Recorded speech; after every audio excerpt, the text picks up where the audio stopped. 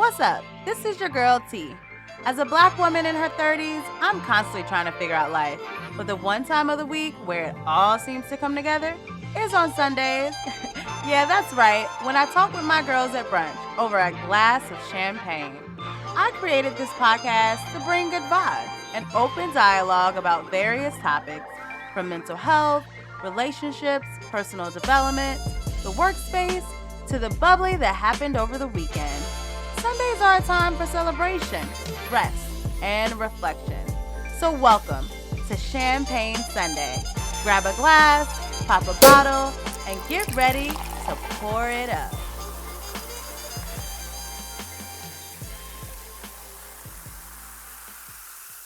Champagne Sunday is pleased to provide you with social media content for your personal education and informational purposes. Reliance on any information provided by Champagne Sunday or by any person or professional appearing on this podcast is solely at your own risk. Hey, hey, hey, welcome back to Champagne Sunday. It's your girl T, and we are back for another episode.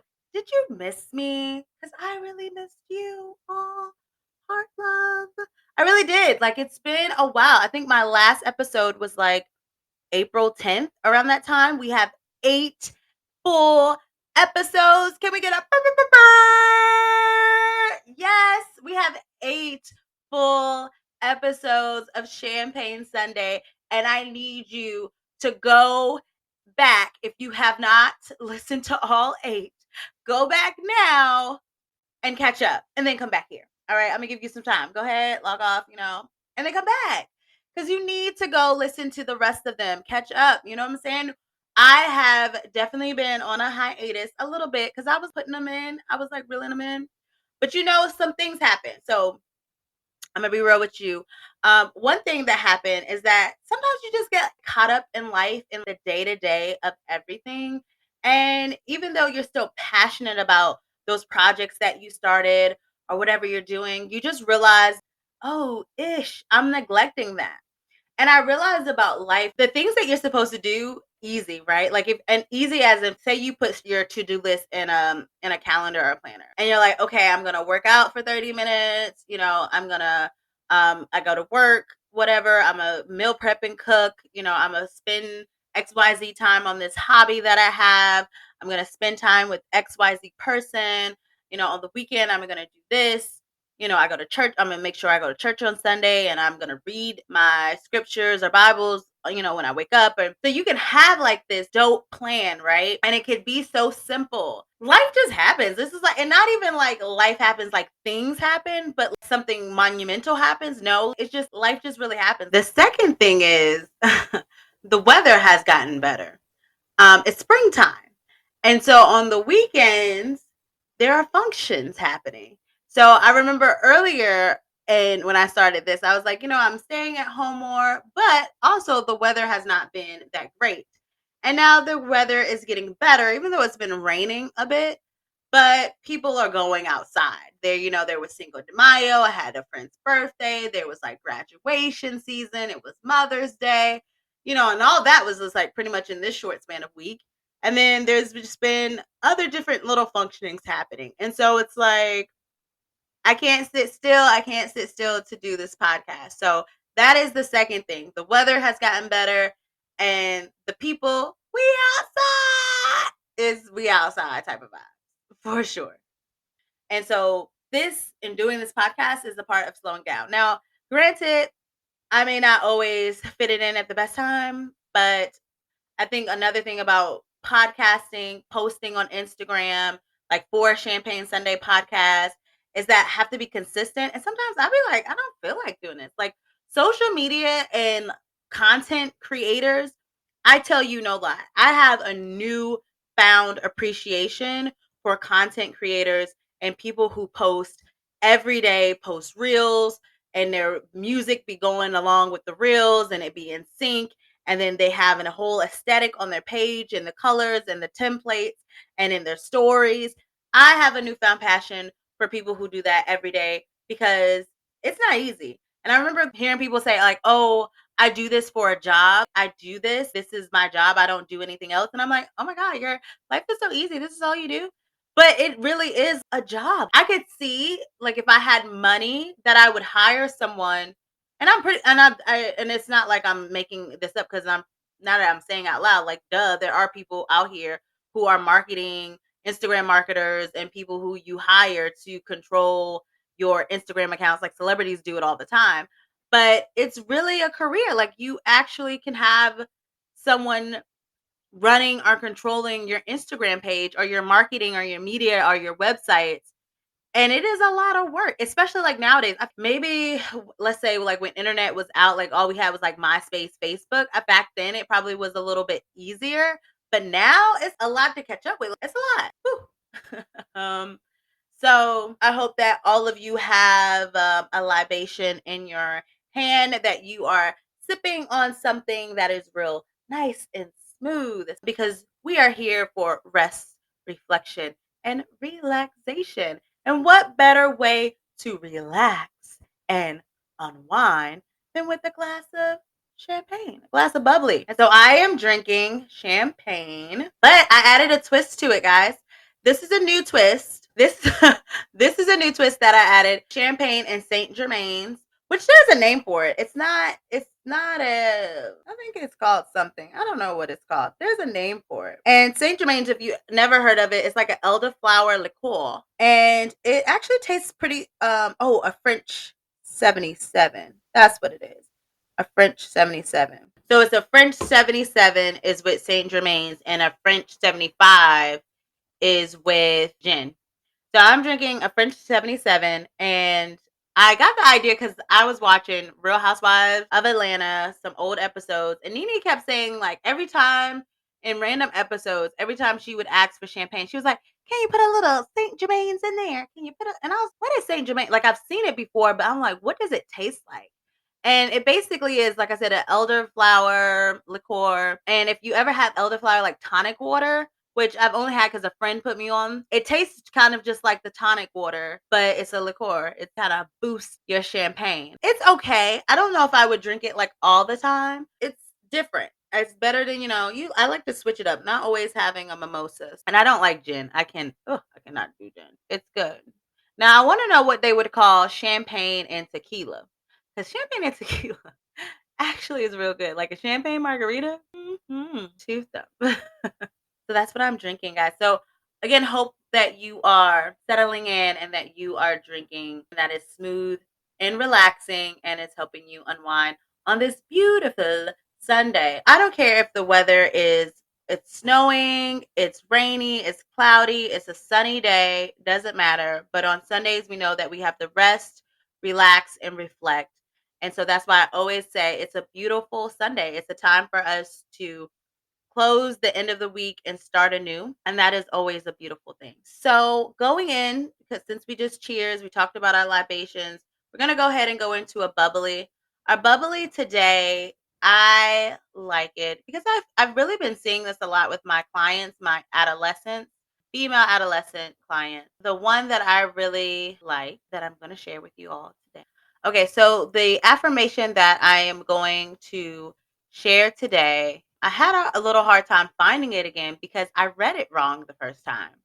So I'm going to read it both ways. The first way that it's actually written, it says that I allow people to show up for me. I allow people to show up for me. That is how the affirmation is written. However, when I first looked at the affirmation, and not even like, sometimes you read, but you read too fast, I read it as I am allowed to show up for me. I am allowed to show up for me. That's what I saw. I am allowed to show up for me. But it's I allow people to show up for me. But I'm going to focus on I am allowed to show up for me. I like that one because I think before we even can get to a place where sometimes it's easy. Well, I'm not even going to say that because sometimes it's hard for people to ask for help. But I really think that I found, and again, just thinking about my clients, is that showing up for yourself is sometimes the hardest. That I realize a lot of times I will hear clients say, I didn't want to do it because I didn't want to upset them. I didn't want to say what was on my mind because I didn't want to upset that person. Or I didn't want to do that because I didn't want to make that person uncomfortable. Or I didn't want to say that because I didn't want to make it a big deal and make a whole bunch of drama and a commotion. And the thing that gets me is that in them saying that, it's that you are also saying my feelings and how I feel do not matter when it is compared to someone else's. Other people's feelings and how they feel matter more than however I'm feeling in this moment. So even if I am uncomfortable, I will close my mouth. I will not say or state or advocate for the fact that I feel uncomfortable by whatever someone else is doing because I don't want to upset that person.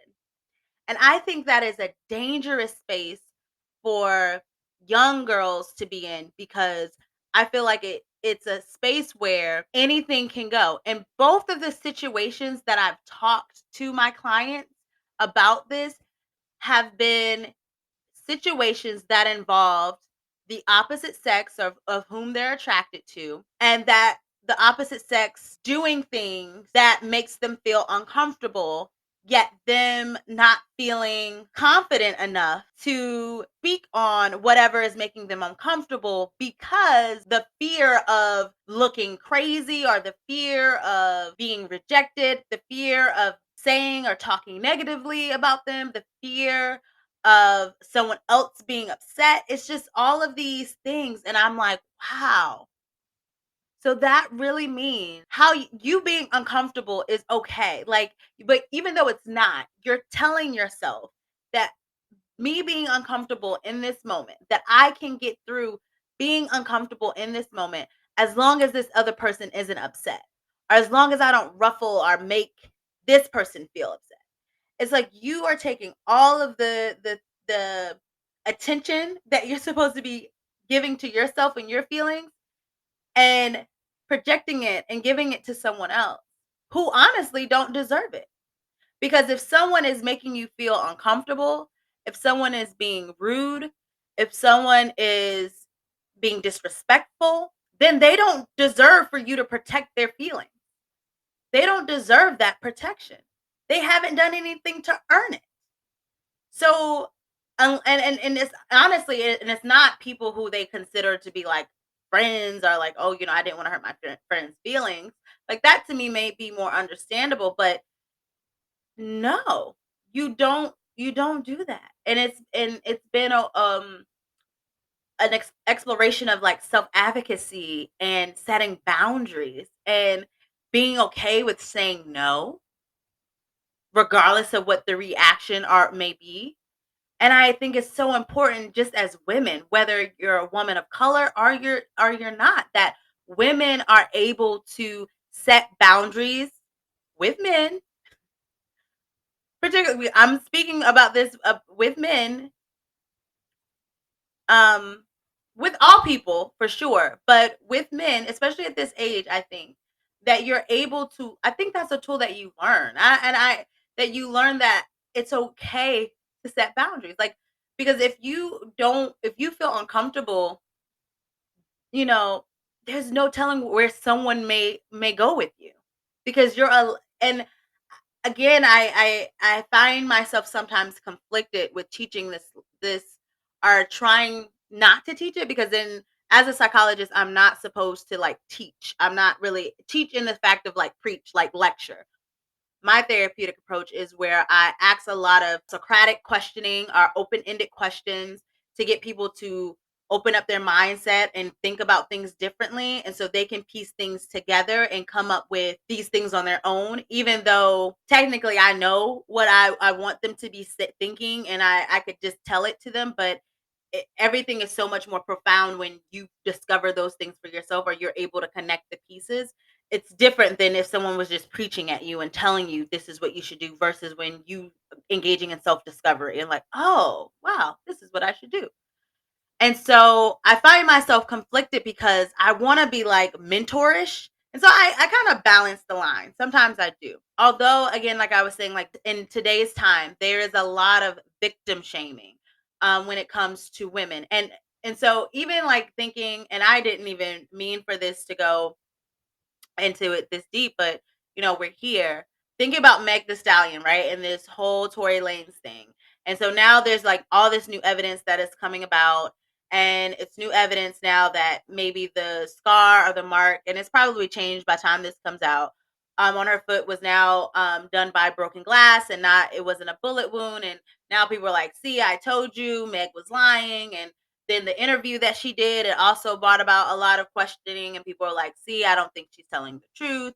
I only say use this example because I think it points out the fact that a lot of times people are quick to shame the woman and victim blame and say that she's lying, she wants money, she wants attention, she wants this. And so when I have these conversations with my clients, I try to say it where it doesn't sound like I'm blaming them. Like you should have stood up, or you should have self-advocated, or you should have da da da, or you should have told him to stop, because sometimes in the moment those things aren't as easy. It's a lesson of knowing I can set boundaries. Now, granted, people, you can set boundaries and people can cross them, right? And people can disrespect your boundaries. And that's another level of things that sometimes women go through, that you set boundaries and people push them and push them and push them because they feel entitled to do so.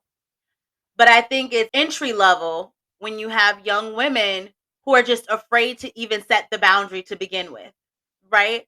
So it leaves a lot of room for interpretation. And if there aren't women and men teaching their sons about consent and asking for permission and reading the room and body language and social cues, even if, and just reading and not, always thinking with the second head, not the first one, then I feel like a lot of sons don't get that lesson, right? They may be lacking. And so if we have, I would say, and I always like to come from it because it's our children, it's our teens. So we have a son who hasn't had the lesson about consent. We have a daughter who hasn't really been taught about setting boundaries and being okay with advocating for what she feels is uncomfortable. Then it's like, wow, where could things go? Just because I'm curious, for the son could just be like, oh, I wasn't really thinking about I was hurting her. And then also the daughter who's like, I was afraid to say it because I didn't want to upset him. I didn't want people to say this about. I just think it's like, I don't know if it's making sense how I'm articulating it, but I think that it is so profound how these lessons that we teach our youth is important, whether we're teaching our sons about consent and we're teaching our daughters about setting boundaries and being okay with saying no. And I don't know what that is, where I feel like it's a good thing to just dissect in therapy, whether you're a young woman, you're old, middle age, if because a lot of us have trouble setting boundaries. We have trouble setting boundaries and saying no because we're always thinking or perceiving what the other person is going to say. But if you are thinking about what the how the other person is going to respond to you setting the boundary, and you say, "Okay, fuck it, I'm not going to set the boundary because I don't want them to respond a certain way." You are, one, placing their feelings above yours, and two, you're also engaging in a thinking trap because you're jumping to conclusions. We never know how someone's going to respond. Just to let you know. And a lot of times we engage in what ifs. What if he does this? What if that person does this? You're jumping to conclusions, which is one of a main thinking trap, or another word is like an irrational thought that sometimes we can have. We can jump to conclusions and think we can predict the actions and emotions of others when in reality we cannot. So, anyways, I just want to say that that was how I read the bubbly, only because it up to me. But I am allowed to show up for myself. I am allowed to do that. I'm allowed to do that. Don't ever think that you can't show up for you. I'm allowed to show up for me. You are. You're always allowed to show up for you. Because sometimes you'll be the only person who can show up for you. Advocate for whatever it is that you want in life, whatever it is that you feel is uncomfortable. Yeah, cheers on that. Cheers to advocating for yourself.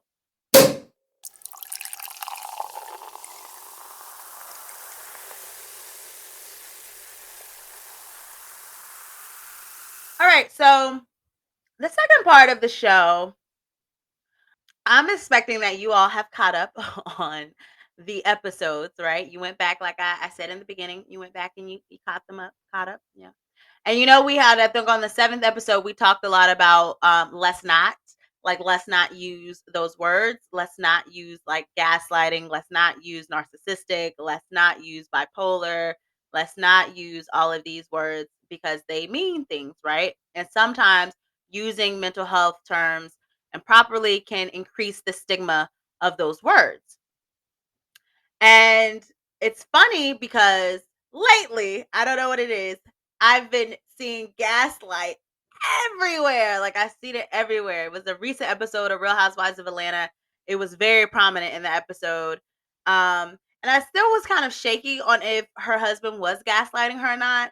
I felt like there was some, but for the most part, I also just felt like they just have really, really bad communication. Like, they're someone I think needs to come in and just break down their communication. But anyways, if you haven't watched Real Housewives of Atlanta, you probably have no idea what I'm talking about.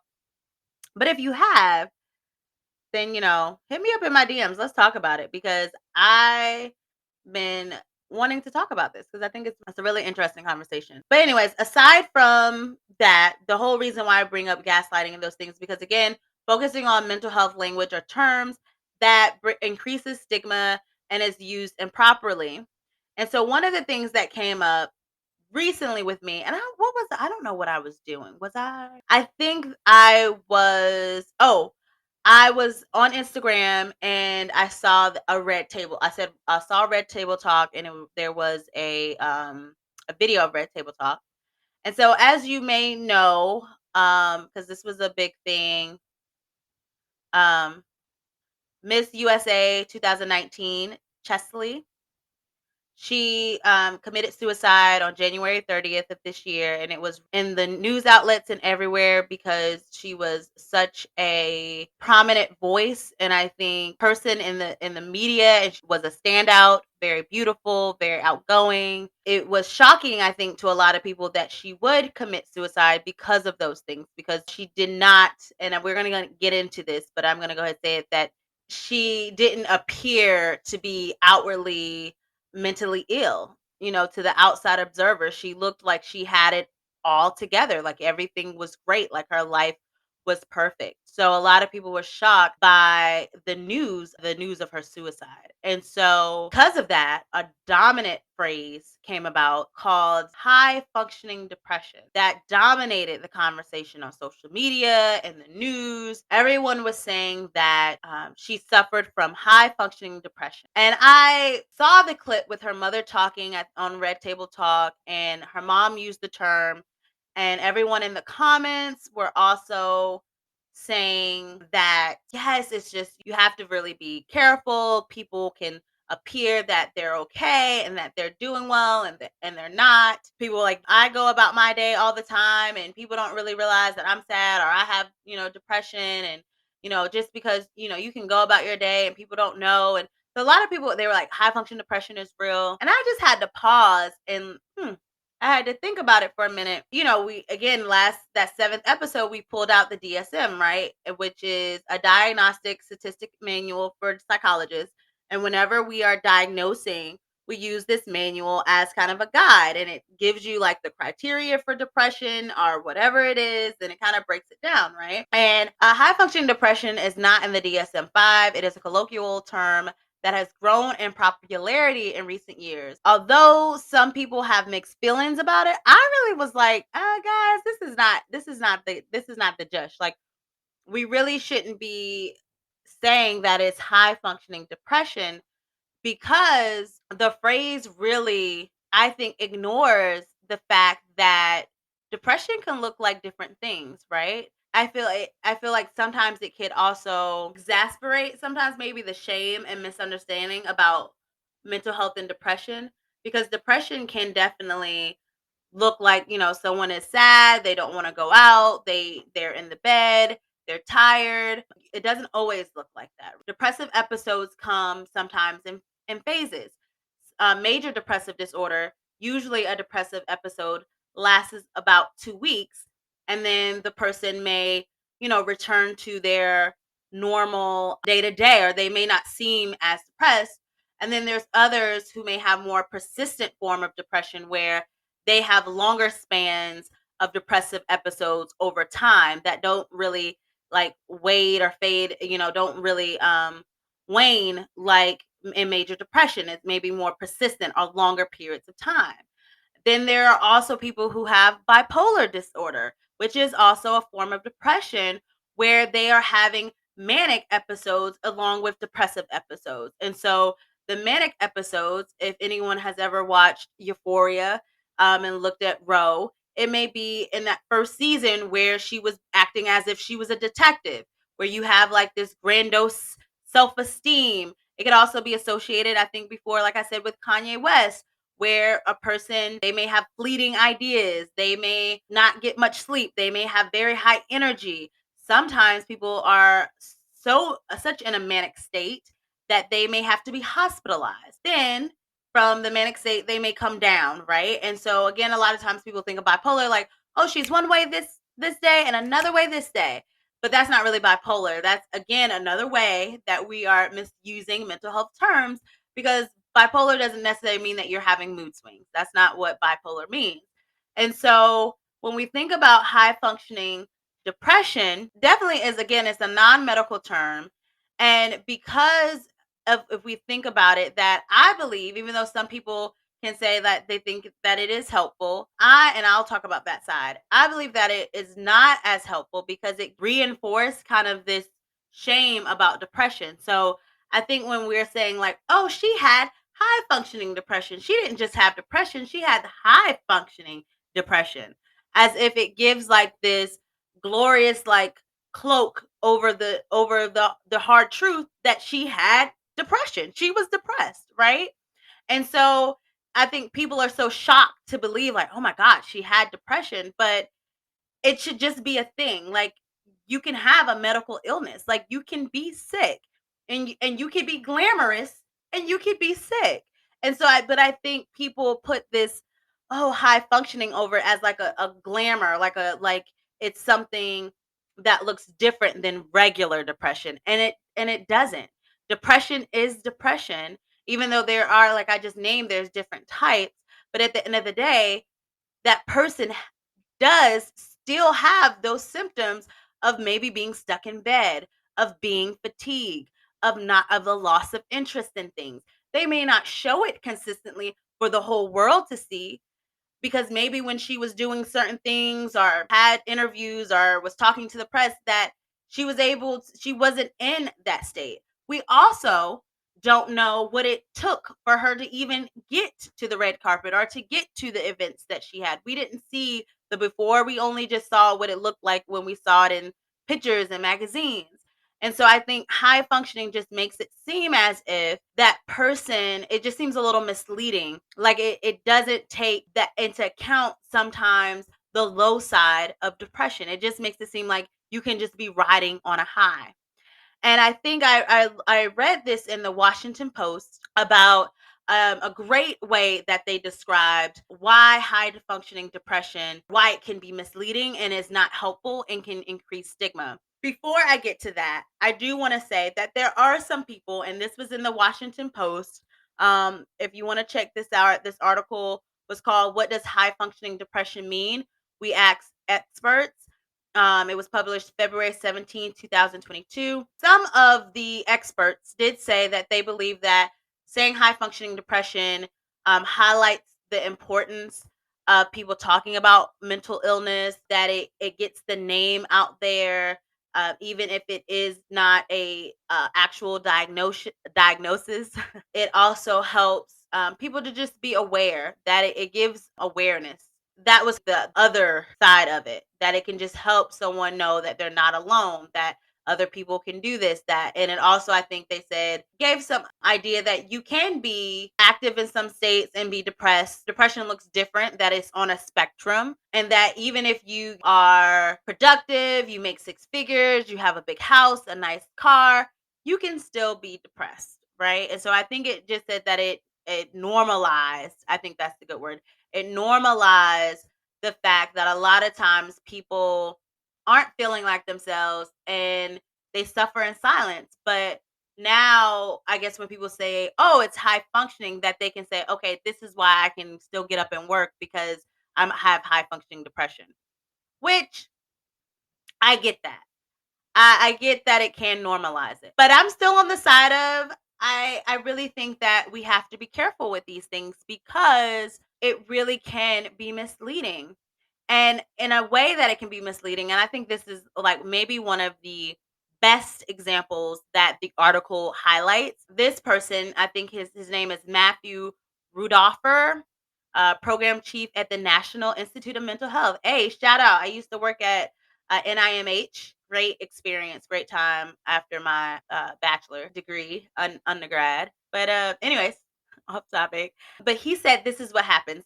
You use high functioning as a descriptor. It can be misleading because it doesn't take into account the effort it takes to function. And he gave this wonderful example. He said, if every car on Connecticut Avenue is driving along at 35 miles an hour, but one driver has to push the gas pedal to the floor to maintain that. To the outside observer, all seems well, right? Because they're keeping up with everyone, 35 miles an hour. However, they're trying too hard. It shouldn't take flooring the pedal to go 35 miles an hour. And I thought that was the best example because I was like, you're right. Because again, if you're saying high functioning, people are thinking like, I'm skipping in a field of flowers, but I'm depressed. But the fact of the matter is that you may be skipping in the field of flowers with everyone, but how much effort did it take for you to get to the field?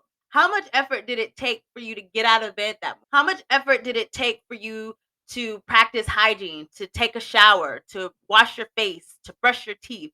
Did you say, F it, I'm just not going to brush my teeth. I'm just going to go ahead and go because I just don't have the energy? How much effort did it take for you to smile in your coworkers' faces and act like you were okay and laugh at their jokes?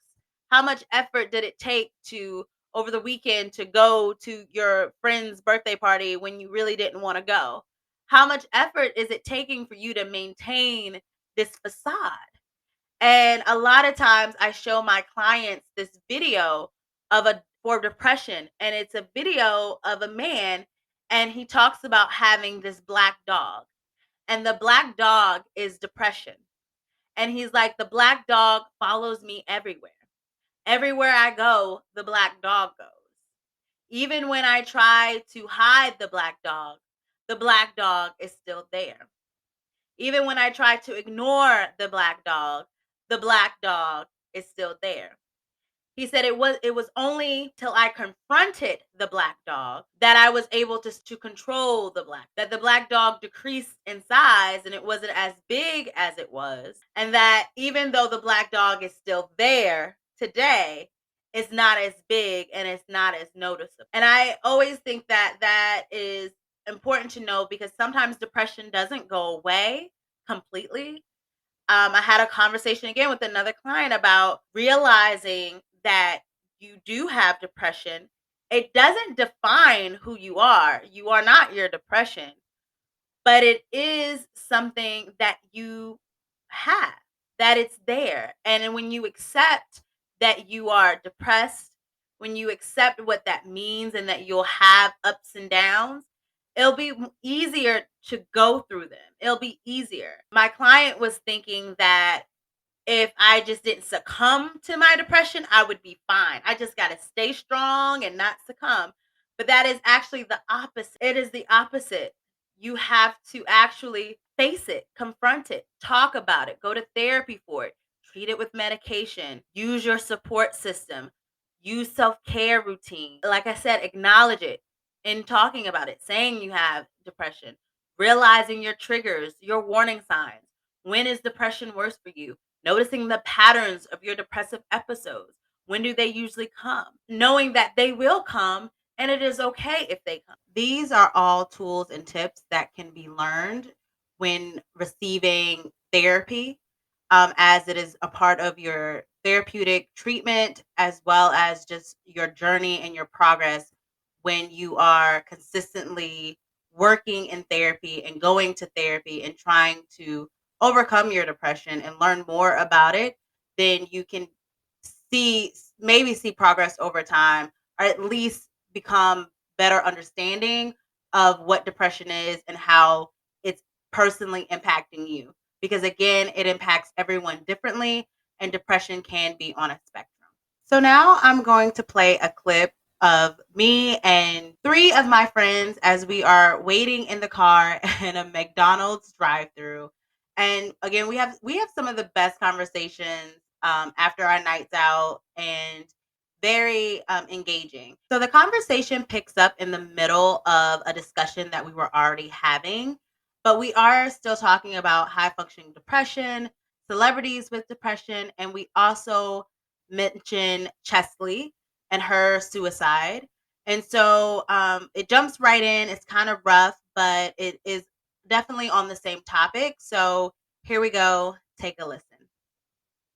I'm just saying, like, what if people are actually having it, and because it's not a diagnosis But when you say what do you mean by having it? Like, if that's what she like legitly died from. But if there's no operational definition of See, this having is why that, then like, this is why I didn't have a So conversation. when you say like definition of having it, but I guess my thing is just kind of like, so because okay, I'm sorry, that was very rude. I apologize. I was just no. Yeah. But I guess I'm just saying like there's a lot of things that we're just like now realizing, and like that is just like coming up to the to the forefront. The word, like exactly. So just because you've never heard of God, I think that's dangerous. Normalizing a word that does not exist. So when That's you my last why? episode. right, so why would be when you say high functioning, that almost like separates, or it creates a dissonance of like it's not just depression. Yeah, you know what I mean? Depression is depression. It may look differently when we talk about symptoms, right? But depression doesn't have to be sadness. But high functioning could be like on a celebrity style though. But here's the thing. See, that's the thing. You see what you said? You just said Celebrity style. status. So like, Yeah, what is that?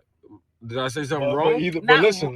Either way, you like you said, you either depressed or you're not. Yeah, but just think about like how celebrities like are always in the forefront. Like nobody cares about what me and you are going through, cuz. But it's the same thing. It is the same thing. Yeah, essentially it's the same thing. That's the point. But like they have like millions of people coming for them, where we just have like family members or close friends coming for us. But it's still the same thing the same that they feel. concept. Yes, the same concept. Like, they feel the same way that you feel. They just have more people and when who know them or who have opinions on them. So when you say high functioning, it just again it creates dissonance in terms of that's only what celebrities like.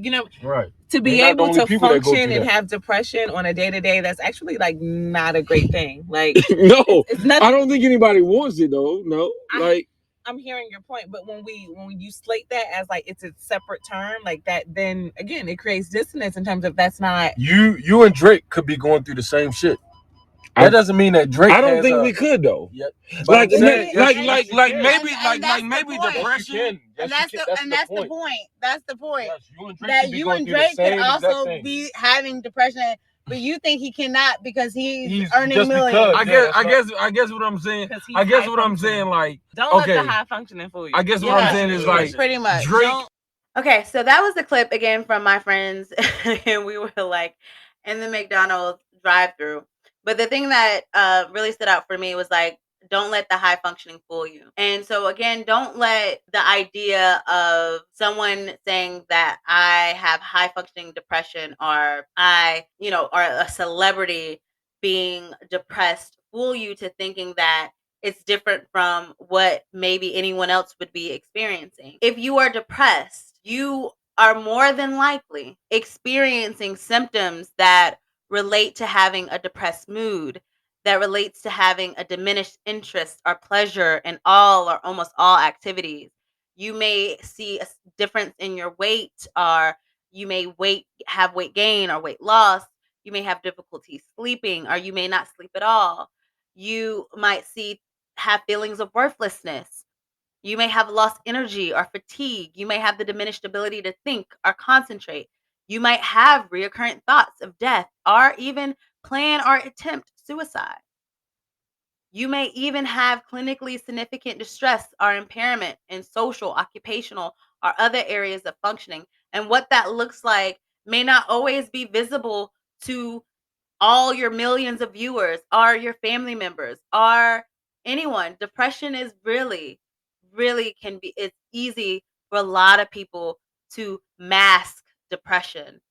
And when we say high functioning depression, we mask it even more, thinking that it is only something that maybe a celebrity can have, or even thinking that it doesn't take effort for that person, even though that they are functioning. Yes, they go to work, but how much did it take for them to go to work? Yes, they are showing up to red carpet events, but how much did it take for them to show up to that red carpet event? What is it taking from them to even be at that event, you know? And a lot of times celebrities especially can self-medicate. And I'm not saying regular people don't, but a lot of people with depression self-medicate, whether it's through marijuana, coke, whatever the vice, alcohol, whatever it may be. And sometimes that those self-medications can help a person feel like they're normal, or even if they don't feel like they're normal, can at least appear like they're normal or they're going through it. I think Euphoria, and if you watch Euphoria on HBO, I think you have, if you did not look at Euphoria from Rue's perspective, if you can think or name, like when you were in high school, or if you're in high school now, or like if you have kids who are in high school, about how many times you saw the kid who was like Rue and didn't pay any attention. Like, you never was like, oh, that kid is depressed. You were just like, oh, that kid is like emo, or they just act that way, or the child is shy, or they're fine. That's just kind of maybe their style or their aesthetic, but they're not really depressed. They're okay. Because Rue goes to school every day, which what it looks like.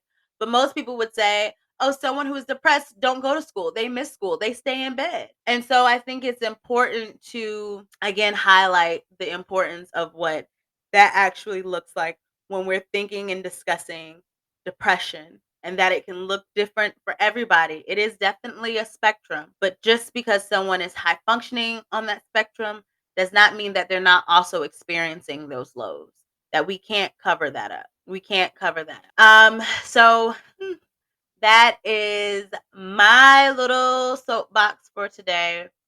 I hope that you enjoyed this episode as much as I enjoyed making it.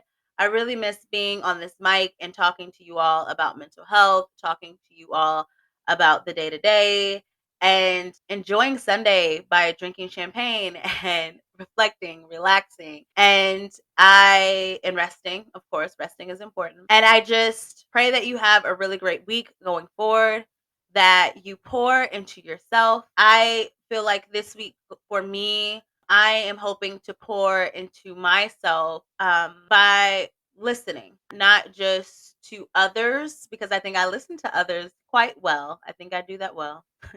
But listening to myself, listening to my body, listening to my warning signs, listening to what my body may be telling me, whether it's I'm tired and I'm still up doing things, whether my body is saying that, like I need to rest, or that maybe I have some energy and I need to use it and work out. I'm just going to try to be more in tune with my body and what it's saying. I'm going to listen. And sometimes listening also means listening to your intuition, that little voice that sometimes tells you things that you may ignore. Sometimes people will say that's God talking to you. Some people say it's intuition.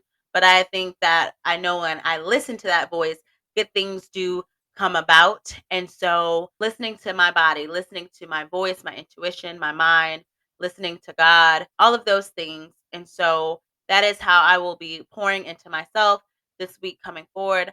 I hope that you pour into yourself this week and that you find something that can make your week just a tad bit better, even though through all of the negativity that you may experience through a week, even if you're thinking about last week, there's always a positive moment. There's always a light at the end of the tunnel, or even a light in the tunnel. Like there's always a fleck or something. There's something there that you can hold on to until you get back to the end, or back to that good positive moment, or that goodness that you're looking for. And so I pray that you find that, and I pray that you pour that into yourself this week. So again, thanks for listening. This has been another episode, number 9. I'm celebrating myself. Number 9, at the 9th episode of Champagne Sunday. Thank you again for supporting. Check out our Champagne Sunday Instagram page, Champagne Sunday Podcast. Like, comment. If you listen to this podcast and you talked along, because I know sometimes you'll be talking along in your car, please go to the page and make a comment. I'll make sure I have some new posts for you to comment under. And I will see you next Sunday for sure. Next Sunday, I got a special treat. I'm going to be talking with a friend about dating. Online dating, to be exact. Because I know y'all been listening to these Hinge voice memos that these guys have been leaving on Hinge. We're going to get into it. All right? So I will talk to you next week. Love you.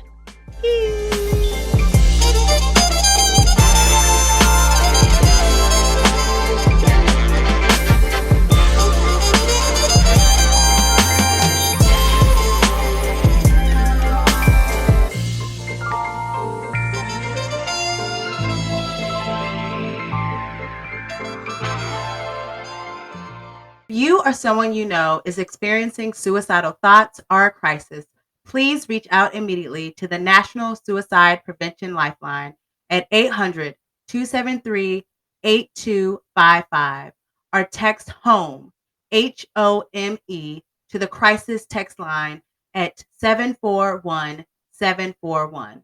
These services are free and confidential.